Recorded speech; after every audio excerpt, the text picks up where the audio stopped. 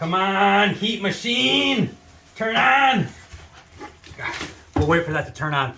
In today's video, I'm gonna show you how I keep my food truck warm during the winter months on the video series that I started, which is how to build your food truck with me, Frank Baltierrez, where step by step, we take an empty trailer, as this used to be behind me, and we convert it into a full kitchen on wheels that you can take straight to your health department, that you can build yourself if you so desire, because I show you everything how to do it from A to Z.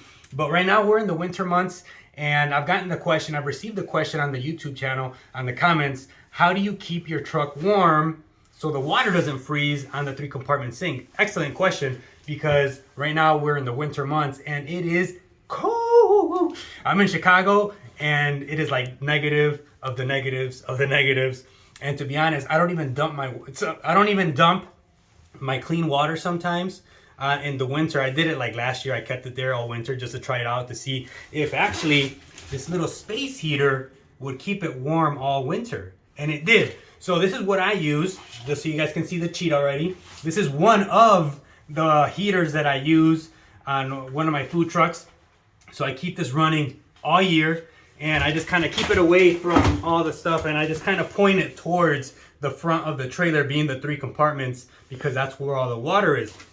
And how I do that is exactly what I'm going to show you today. We're not really building anything because everything's kind of built on this food truck particularly that I've been showing you. We're going to start it all over again, and I'm going to show you everything all over again on another video series that I'll be doing. But on this one, let me show you how I kind of plug in my space heater on my food truck, being rolling burritos, and I keep it running all winter. So what I take is, literally, I just take an extension cord, because I do not turn my generator on besides the events that I run. So only my generator only turns on when I'm running events. Everything after that, I'm plugging into shore power, and typically it's 120. So I take an extension cord. I'm not going to do it because I've already shown you on other videos how you can make your own cord. So I'm just going to show you the principle about it, and you can do it yourself, or you can go back to another video and see how I did it. So I just take a new extension cord, and you want to make sure that it's not this side, because this is actually going to get connected to the house or wherever you park your truck or your trailer. It could be your commissary, it could be your parking spot, wherever it is. This gets plugged into that. And then this, you literally snip it off right here. So you snip this off, and you connect, let me show you, your generator. This is your generator plug. It could change depending, this is a 50 amp one, but it could change depending on your power inlet box that you have for your food truck. This is a 50 amp one that I really like, but they also make a 30 amp one. So the plug would change based on that. And obviously based on the type of controller box that you buy, or the power inlet box that you buy. So that's how you do this. And inside you just want to make sure that you wire it.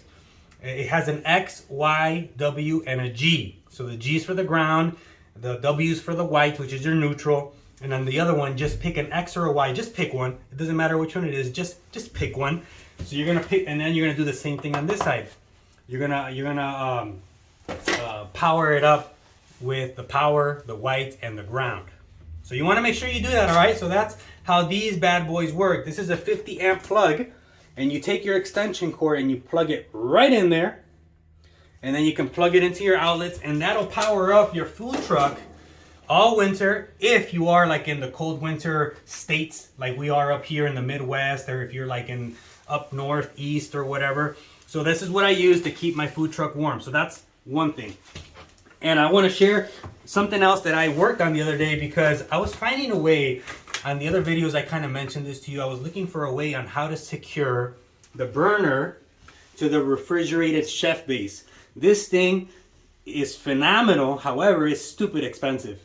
It's about like $5,000. Just so you guys know, this is about a $5,000 piece of equipment right here. It's a refrigerated chef base. And I needed to know how I can secure this without drilling into the chef base, because I didn't want to drill into here. So what I did is I just kind of Googled a few things, and I YouTubed some things, because I use YouTube just like you guys as a resource. And I found this.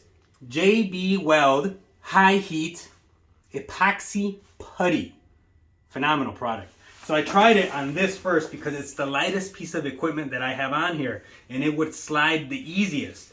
So it's right here, just so you guys know that I actually used it. I didn't just talk about it, I actually used it. So there you go, I used half of the epoxy putty right there.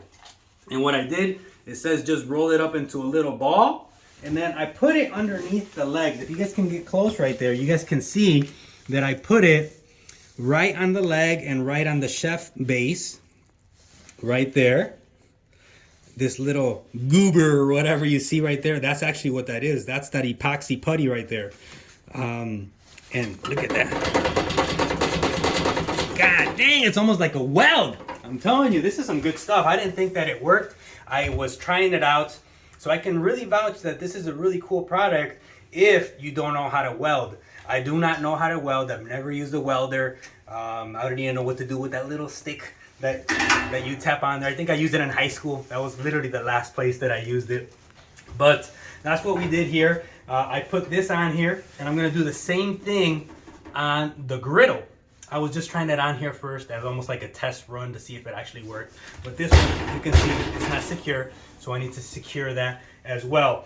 So that's 2 tips that I wanted to give you. The other one was, man, I had one more tip I wanted to give you guys. Oh, the other question that I've received quite a bit is, how do you find your trailers? How do you find your trailers? I've said this before in other videos, but I repeat it again. I have found 4 trailers on Facebook Marketplace. And they're all made differently. It's kind of like cars. You have a Chevy, you have a Ford, you have a Dodge. They're all cars, but they're different, right? The inside's different, the doors are different, the way they run is different. Same thing with trailers. My preference is Cargo Mate Blazer. So what I did on Facebook Marketplace, typed in the size, Cargo Mate 7x16, and sometimes you have to travel. Unfortunately, sometimes you have to travel to find a real good one, but they fly off the shelf sometimes, so you have to be quick on them. I'm not looking for any more trailers. I stopped looking for trailers now because I do not need any more. So I stopped looking for trailers. So I do not know the inventory out there. But I know a lot of trailer dealers, they don't have any more. I bought the last one in Indiana last year. Literally bought the last one, and they say they wouldn't have any till like February or March. So that's how I find my trailers. Usually I like the used ones. You have to be really really observant of the trailer. Make sure that it's not rusted, make sure it's in good condition, make sure that the door widths work. That's why I like Cargo Mate Blazer. So those are the 3 tips that I want to give you. How do you keep your trailer warm or your truck warm? Use a space heater, and I just leave it on 24/7. Your electric bill is gonna go up the roof, I'll tell you that, but it's part of doing business. Obviously it's a tax write-off. I'm not a CPA, but consult your CPA and make sure that it is a tax write-off for your business, because you have to keep it to keep your business warm, so to speak. The other one is this Epoxy High Heat JB Weld. Phenomenal product to secure some equipment if you do not want to weld it or do you not want to screw into your tables. Third but finally is where to find your trailers. I find mine on Facebook Marketplace. Obviously you have OfferUp, whatever the other one is Let It Go or whatever it is. And that's how the value that I can offer you in this video on how to build your food truck. Little tips, and we're getting to the final round on this trailer right here. And we're going to finish it up. We're going to get it on the street. We're going to get it cooking in the next couple months, because right now it's too cold for people to come out to food trucks. I think so. I haven't seen any in Chicago, to be honest, that are working right now. So again, Frank Baltierrez on how to build your food truck. Thanks again for watching. Thanks again for subscribing. And we're out.